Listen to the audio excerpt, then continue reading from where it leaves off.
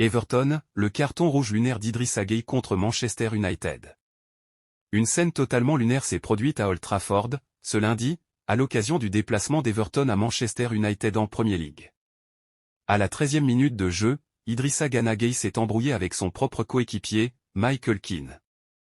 L'ancien joueur du Paris Saint-Germain a même giflé le défenseur anglais avant que Jordan Pickford ne sépare les deux hommes et que l'arbitre de la rencontre Tony Harrington n'expulse Gueye.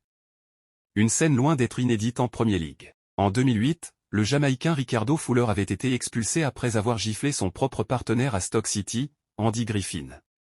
Malgré cette infériorité numérique, les Toffees mènent en ce moment à Old Trafford, 0-1, après un magnifique but de Kiernan Dewsbury Hall.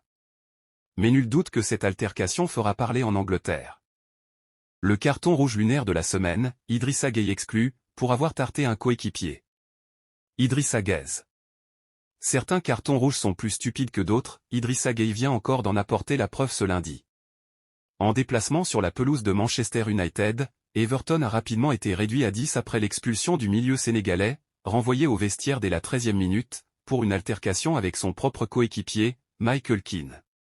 Scène surréaliste à Old Trafford où Gana Gueye vient d'être expulsé après avoir giflé l'un de ses coéquipiers, Keane, en plein match. pic.twitter.com/Skruls3x. Juste après une chaude alerte devant le but des Toffees, Gueye a sévèrement reproché à son défenseur central son retour trop lent dans la surface. Le ton est monté entre les deux hommes et l'ancien Parisien a fini par asséner une petite claque à l'international anglais.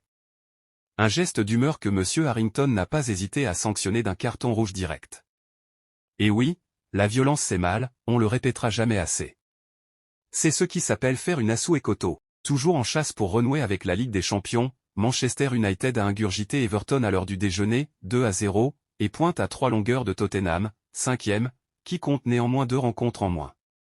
Homme du match, Alejandro Garnacho a obtenu les 2 pénaltys, successivement transformés par Bruno Fernandes et Marcus Rashford, de retour en forme, qui ont mené les Red Devils vers la victoire. De son côté, Everton a été particulièrement stérile notamment en seconde période et continue de courir après un succès depuis quasiment 2 mois. La menace de la zone rouge pèse toujours. Manchester United se requinque contre Everton. C'est bon pour le moral. Ce dimanche, Manchester United a parfois été bousculé, voire sérieusement chahuté.